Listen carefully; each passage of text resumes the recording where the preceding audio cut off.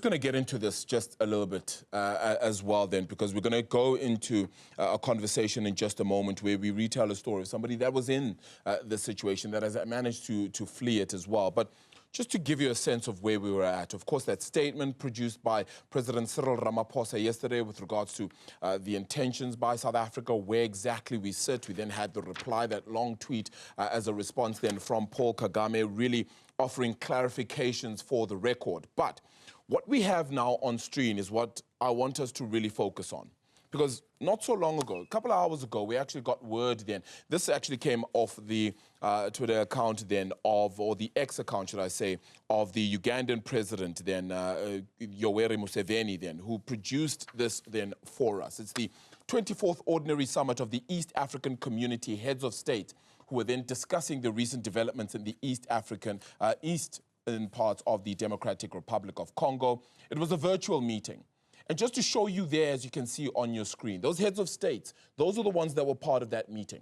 That's the president then of Kenya, Somalia, Tanzania, Burundi, South Sudan, Rwanda, as well then as Uganda. No South Africa. Why? Because this is the East African community that are essentially meeting. So those are the leaders that were there. And just to highlight then what has been said, as you can see there on your screen, you can read that as well for yourself. But I wanted to highlight just a few parts of this. Because number 5 there goes on to say, the summit also expressed concern about the expanding crisis manifesting in attacks on diplomatic missions, embassies, and staff based in Kinshasa. Accordingly, the summit urged the government of the DRC to protect diplomatic missions, lives, as well as property. Right.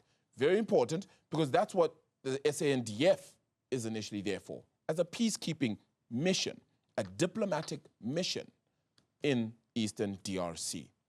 Number 6 goes on to say the summit called on all parties to the conflict in Eastern DRC to cease hostilities and observe immediate and unconditional ceasefire and facilitate humanitarian access to the affected population. Again, exactly what the SANDF are meant to be there for, alongside the United Nations, etc. Now, the summit also called for peaceful settlement, this is number 7, of the conflicts, and strongly urged the government of the DRC to directly engage with all stakeholders. That includes the M23 and other armed groups that have grievances. So sit down at the table where possible and have conversations to try and clear this. Just to give you number 8 as well then, this is the final page then of this document, noting, and this is going to be significant, that South African Development Community, that's SADC, has also been involved in the Eastern DRC. The summit decided on a joint East African Community and South African Development Community Summit to deliberate on the way forward, and mandated the chairperson to consult with the chairperson of SADC on the urgent convening of the same in the next few days. Ultimately, a meeting to be set between both the East African community and SADC. So that's where we're at right now in trying to bring these two parties together in hopefully finding a solution then to this. So that's just the latest statement really to come out of the East African community. But now joining us is Bishop Martin Gordon, the Anglican Bishop of Goma. He did unfortunately have to flee Goma then in the Democratic Republic of Congo before the region fell into the control of M23 rebels. Bishop, thank you so much for the time. We had spoken a little bit earlier, but I'd like you to please highlight, if you can, for us again, just why you had to flee. What was the situation like, and what exactly was going on as you fled Goma? Thank you. Thank you. We fled Goma on Saturday before the city fell on Sunday. And the trigger points really were that the M23 had taken Sake, a strategic town to the west.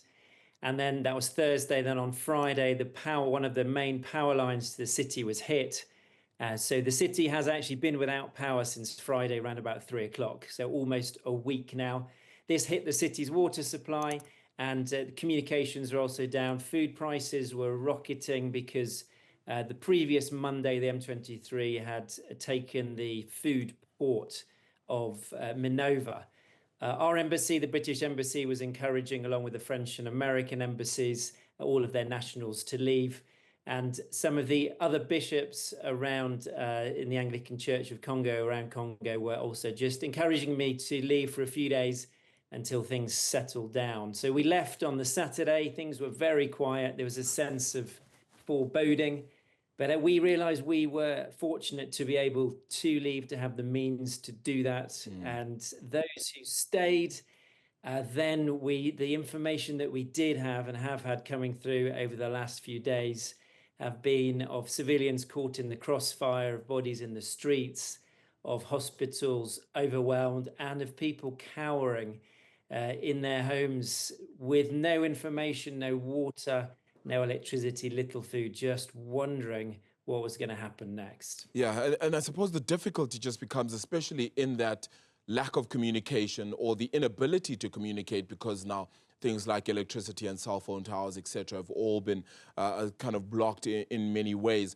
That sense of understanding what's about to happen next, where does that come from for some? Are many saying that they're ultimately going to see this out? Because this is not the first time that it's happened in areas like Goma or Kinshasa, Lubumbashi, and the like as well. And these are people who have fought through a lot of these wars for years. Are people ultimately saying that they're going to stick it out?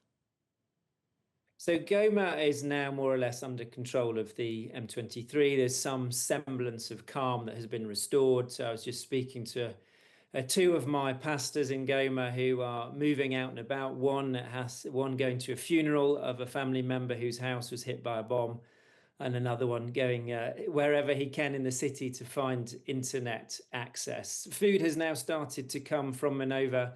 There's access from there, and the hope is that the power will be restored soon. The parallel that you drew was probably to do with 2012, the last time that the M23 took Goma.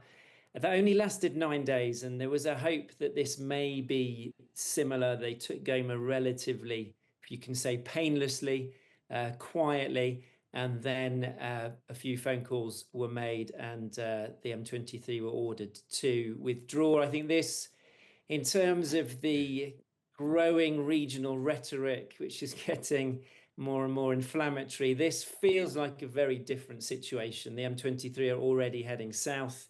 There are fears that they may take Bukavu.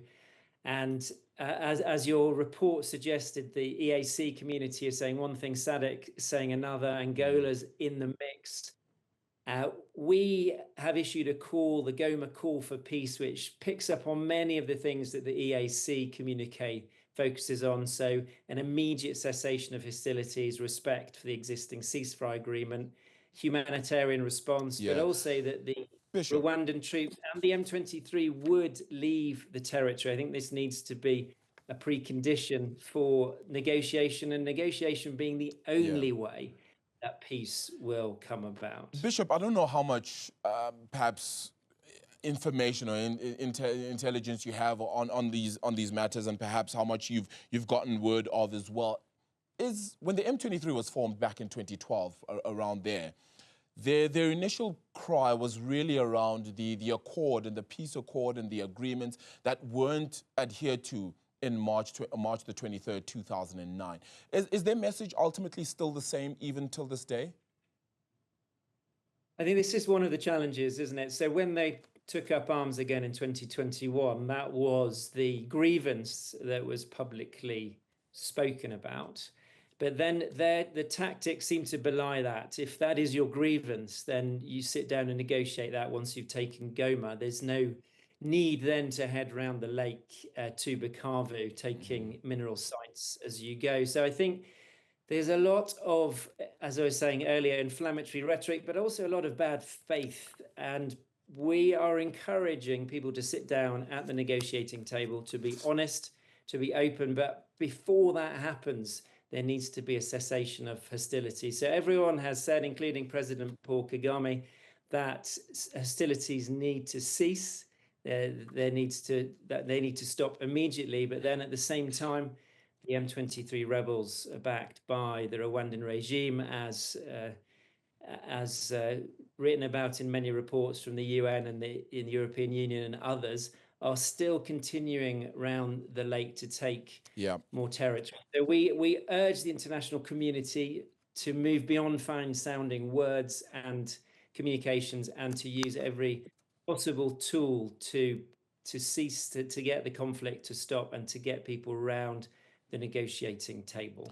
Yeah, for now it feels like a case of he said as well then around the table. So hopefully we can get to the bottom of this. Bishop Martin Gordon, thank you so much for the time. Really, really appreciate it. We hope to perhaps get more information as well from you as and when it perhaps does come through. Anglican Bishop of Goma there, who had to flee Goma before it fell to M23 rebels then this past weekend.